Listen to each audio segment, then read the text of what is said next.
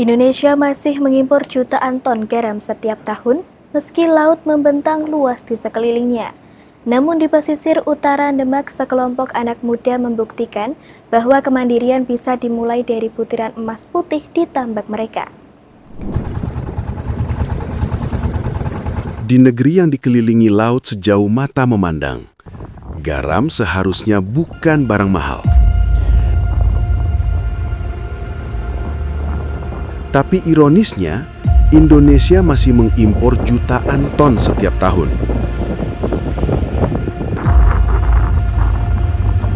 Di tepian Demak, di antara bau lumpur dan angin asin, sekelompok anak muda menolak menyerah pada ironi itu. Mereka menyalakan harapan baru, butiran demi butiran, dari air laut yang mereka jemur dengan tangan mereka sendiri. Di tengah panas yang membakar, Nur Musyahid memutuskan bertahan di tambak ketika banyak sebaya memilih meninggalkannya. Di sini, di Desa Babalan, Kecamatan Wedung, Kabupaten Demak, ia tak sekedar menjemur air laut, ia menjemur harapan, satu musim demi satu musim. Setiap tarikan garuknya adalah perhitungan waktu dan cuaca. Satu hari terlalu cepat, garam gagal mengkristal. 1 jam terlalu lama, hasilnya bisa rusak. Di antara panas yang membakar, Musyahid membaca tanda-tanda alam dengan presisi seorang peneliti. Ia membawa alat kecil yang dibeli secara daring, salinometer, penentu kadar garam atau salinitas air laut. Air laut umumnya memiliki salinitas sekitar 35 gram per kilogram. Namun di tambaknya, Musyahid mengatur kadar itu dengan presisi. Air yang masuk ke petak pertama disiapkan pada kadar 15, kemudian dibiarkan menguap hingga 25 di petak kedua. Dari situ, kristalisasi pun dimulai, menunggu 1 hingga 2 hari tergantung kemurahan cuaca. Kita pakai kincir yang ada yang kincir, ada pakai mesin buat ambil air di sana kulon tuh. Nah, itu terus disedot ke sini. Ini paling banyu 15-an bisa jadi garam. 15 apa maksudnya? Kan ada ukurannya. Ukuran apa? Ukuran air.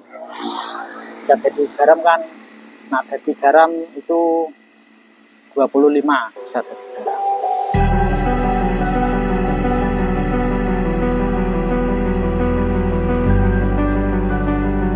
Di ujung lain tambak, Sohibul Farid bekerja dalam diam. Ia bukan hanya pembuat garam, tapi penjaga kualitas terakhir sebelum butiran itu dijual. Tangannya terlatih memisahkan kristal dari yang tercampur tanah.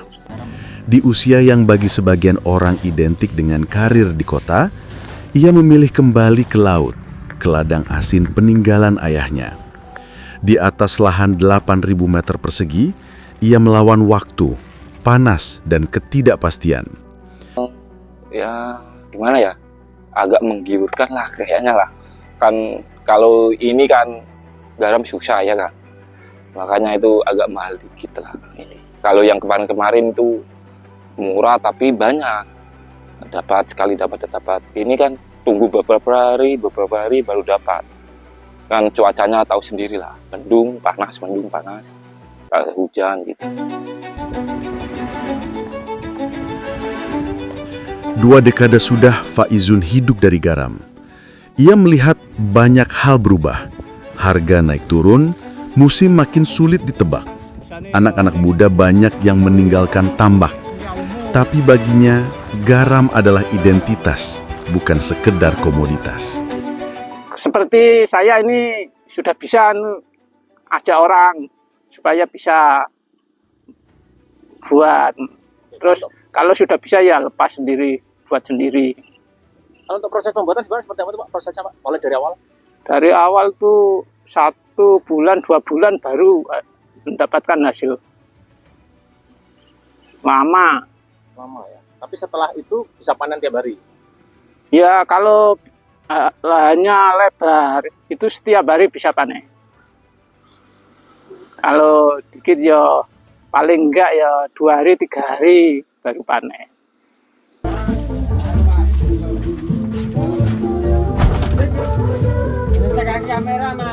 Garam dari Babalan tak berhenti ditambak. Di tangan Nur Rohmat, pengusaha muda, butiran putih itu berubah menjadi peluang ekonomi.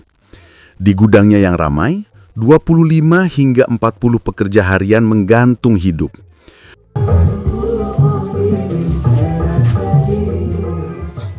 Kalau barang yang kita terima saat ini itu kadang ada 20 ton, kadang 15 ton, Mas. Saat ini.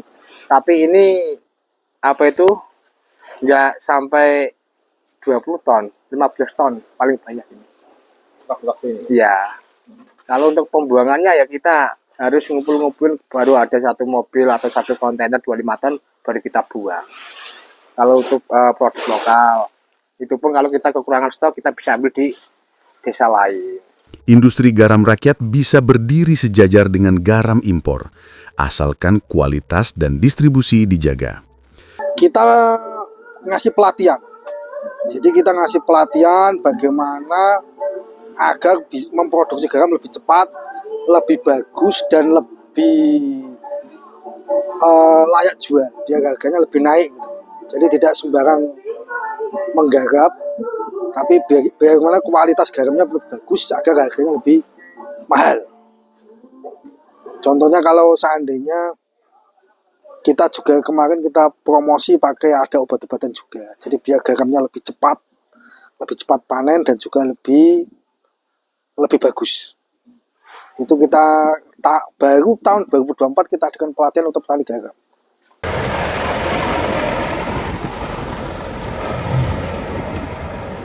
Dari tambak rakyat di Demak hingga laboratorium modern di Rotendao, pemerintah kini bergerak menuju satu tujuan, Swasembada Garam Nasional 2027.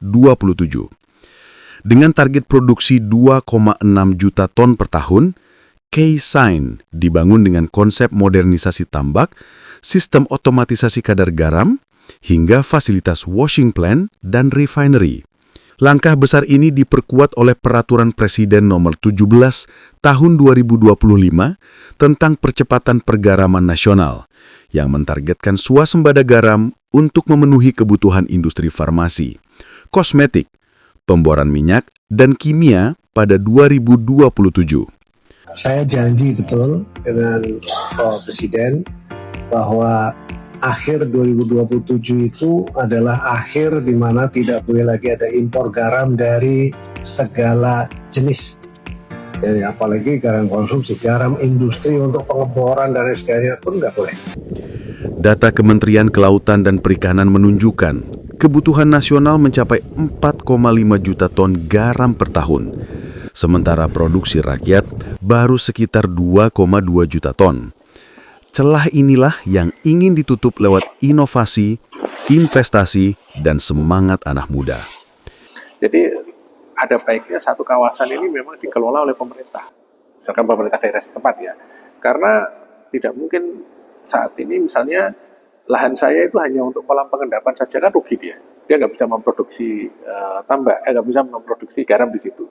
Sedangkan yang kolam yang di agak ke arah hulu, misalkan bisa digunakan untuk kristalisasi. Jadi petani yang mempunyai lahan di sana akan merasa diuntungkan.